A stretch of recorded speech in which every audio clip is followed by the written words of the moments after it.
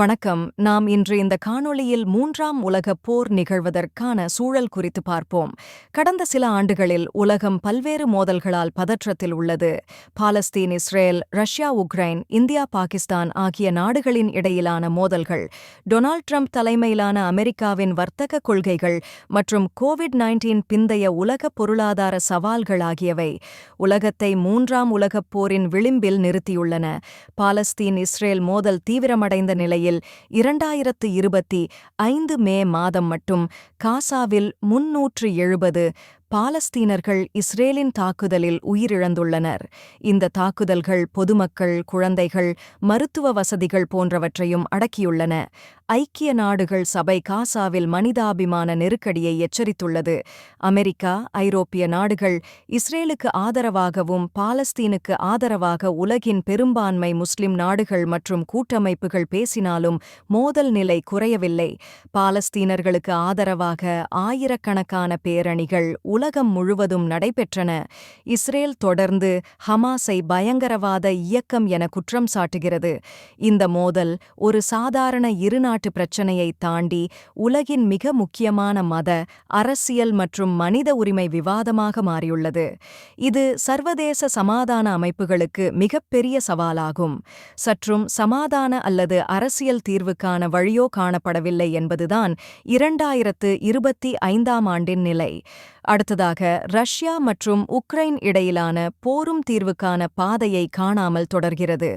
Russia உக்ரைனில் கிழக்கு மற்றும் தெற்கு பகுதிகளில் முன்னேற்றம் காண உக்ரைனின் தற்காப்பு நடவடிக்கைகள் தீவிரமாகியுள்ளது. 2025 மே மாதம் இஸ்தான்புலில் நடந்த பேச்சுவார்த்தைகள் கணிசமான முன்னேற்றம் எதையும் பெறவில்லை. இதுவரை இந்த போர் 7 லட்சம் உயிர்களை காவு கொண்டுள்ளது. இந்நிலையில் இந்தியா, பாகிஸ்தான் இடையிலான மோதலும் புதிய கட்டத்தை எட்டியுள்ளது. 2025 ஏப்ரலில் காஷ்மீரில் நடைபெற்ற பயங்கரவாத தாக்குதலில் 27 பேர் உயிரிழந்ததைத் தொடர்ந்து இந்தியா பாகிஸ்தான் மீது விமானத் தாக்குதல் நடத்தியது.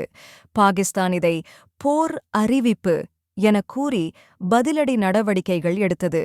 பின்னர் மே 10 இரு நாடுகளும் தற்காலிக அமைதிக்கு உடன்பட்டன. ஆயுத மோதலின்றி அமெரிக்கா மற்றும் சீனாவுக்கிடையிலான வர்த்தக மோதல் 2025 ஆண்டில் மேலும் தீவிரமடைந்தது. டொனால்ட் ட்ரம்ப் தலைமையிலான அமெரிக்கா அனைத்து இறக்குமதிகளுக்கும் வரி விதித்தது. இதற்கு பதிலளிக்கும் வகையில் சீனாவும் அதிக வரிகளை விதித்தது. இதன் பின்னணியில் இரு நாடுகளும் 90 நாட்கள் வர்த்தக மோதலை நிறுத்த ஒப்பந்தம் செய்தன. அத்துடன் கோவிட்-19 பிந்தைய காலத்தில் உலக பொருளாதாரம் பல சவால்களை எதிர்கொண்டும் வளர்ச்சியில் மந்த நிலையை அடைந்துள்ளது. உலகளவில் பொருளாதார வளர்ச்சி 2.3% மட்டுமே உள்ளது. மேலும் வளரும் நாடுகள் கூட கடன் சுமைகளால் தொலைந்த நிலையில் உள்ளன. இந்த அனைத்து பன்முக மோதல்கள், பொருளாதார சரிவுகள் மற்றும் வர்த்தக சிக்கல்கள் சேர்ந்து உலகத்தை சுமூகமற்ற, எதிர்பாராத ஒரு போர் நிலைக்கு இழுத்துச் செல்கின்றன. இது மூன்றாம் உலகப் போருக்கான சூழ்நிலையை உருவாக்கும் வாய்ப்பு இருப்பதாகவும் அரசியல் வல்லுநர்களும் பாதுகாப்பு ஆய்வாளர்களும் எச்சரிக்கின்றனர். அவ்வாறு மூன்றாம் உலகப் போர் நிகழும் பட்சத்தில் உலக நாடுகள் 2 முக்கிய பக்கமாக பிரியக்கூடிய சூழ்நிலை உருவாகும். மேற்கத்திய கூட்டணி ஒரு புறமும் அதற்கெதிராக ரஷ்யா மற்றும் சீனா தலைமையிலான மற்றொரு கூட்டணியும் உருவாகும் வாய்ப்பு அதிகம். இந்த பிரிவினையின் பின்னணியில் அரசியல் ஆட்சி முறை, பொருளாதார நலன்கள், இராணுவ ஒப்பந்தங்கள் மற்றும் மத அடிப்படைகள் உள்ளன. மேற்கத்திய கூட்டணியில் அமெரிக்கா தலைமையில் பிரித்தானியா, ஜெர்மனி, பிரான்ஸ், கனடா, ஜப்பான், தென் கொரியா, ஆஸ்திரேலியா, இஸ்ரேல் போன்ற நாடுகள் இடம்பெறும் என எதிர்பார்க்கப்படுகிறது. மறுபுறமாக ரஷ்யா மற்றும் சீனாவின் தலைமையில் உருவாகும் கூட்டணியில் ஈரான், வடகொரியா, பெலாரஸ், சிரியா போன்ற நாடுகள் இருக்கலாம். இவர்கள் மேற்கத்திய உலகின் ஆட்சி கேள்விக்கு எதிராக தங்களது பிராந்திய அதிகாரத்தை நிலைநாட்டும் நோக்குடன் செயல்பட வாய்ப்பு உள்ளது. மத்திய கிழக்கு, ஆப்பிரிக்கா மற்றும் தென் அமெரிக்க நாடுகள் தங்களது நிலைப்பாட்டை தங்களது பொருளாதார மற்றும் பாதுகாப்பு நலன்களை பொறுத்து தீர்மானிக்கலாம். உதாரணமாக, சவூதி அரேபியா, நைஜீரியா, தென் ஆப்பிரிக்கா, வியட்நாம் போன்ற நாடுகள் குறிப்பிட்ட ஒரு பக்கத்தை தேர்வு செய்வதற்கும் அல்லது நடுநிலையாக இருப்பதற்கும் வாய்ப்பு உள்ளன. இந்த சூழ்நிலையிலிருந்து உலக நாடுகள் தங்களது அரசியல் மற்றும் பொருளாதார தேவைகளைப் பொறுத்து எதிர்காலத்தில் பெரிய கூட்டணிகளாக இரண்டாகப் பிரியலாம். மூன்றாம் உலகப் போர் வெடித்தால் அதன் விளைவுகள் மனித உரிமைகள், உலக வர்த்தகம், எரிசக்தி விநியோகம் மற்றும் உலக பொருளாதாரத்திற்கு மிகப் பெரும் தாக்கங்களை ஏற்படுத்தும்.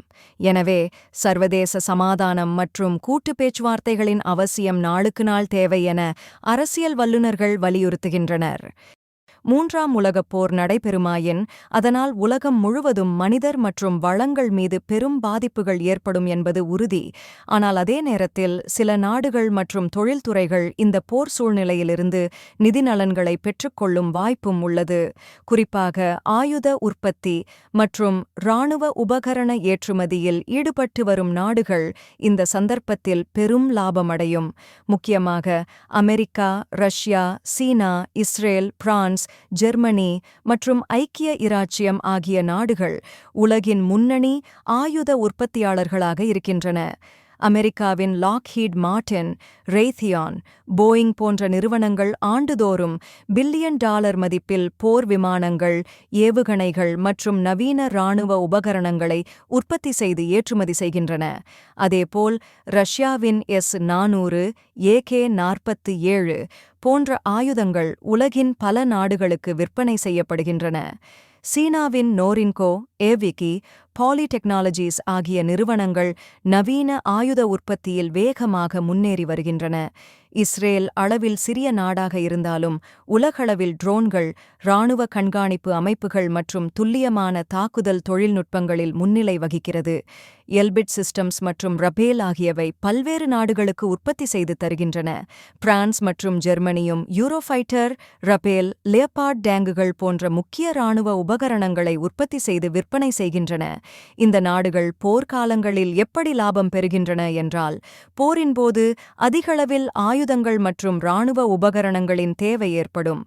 பல நாடுகள் தங்களது பாதுகாப்பிற்காக இந்த முன்னணி உற்பத்தியாளர்களிடமிருந்து வாங்கிக் கொள்ளும் நிலை உருவாகும். இதனால் பாதுகாப்பு ஒப்பந்தங்கள், ஆயுத வர்த்தகம் மற்றும் போர் பிந்தைய மறுசீரமைப்பு ஒப்பந்தங்கள் வாயிலாக இந்த நாடுகள் பெரும் வருமானத்தை ஈட்டும். போர் என்பது மனிதாபிமான பேரழிவாக இருந்தாலும் வணிக ரீதியில் சில நாடுகளுக்கு அது ஒரு வாய்ப்பாக மாறும். இதனாலேயே ஒரு மூன்றாம் உலகப் போர் நிகழும் சூழ்நிலை ஏற்படுமானால் அதன் பின்னணியில் இருக்கும் வர்த்தக மற்றும் அரசியல் காரணங்களை கவனமாக புரிந்து கொள்வது அவசியமாகிறது. இந்நிலையில் மூன்றாம் உலகப் போர் உருவாவதைத் தடுக்க உலகத்தின் தலை சிறந்த நாடுகள் நேரடி மற்றும் திறந்த உரையாடலுக்கு தயாராக இருக்க வேண்டும்.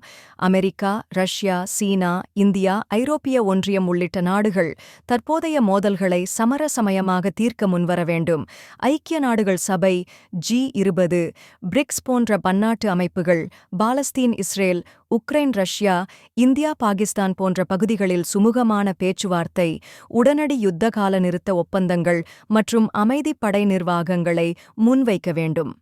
தாக்குதல்களை தூண்டும் ஆயுத ஏற்றுமதிகளை கட்டுப்படுத்தவும், சைபர் பாதுகாப்பு, ஆயுத உற்பத்தி மற்றும் பரிமாற்றத்தில் ஒருமித்த முடிவுகள், கிளைமேட் சமரசங்கள் ஆகியவை உலக சக்திகளுக்கிடையிலான ஒத்துழைப்பை வலுப்படுத்தும்.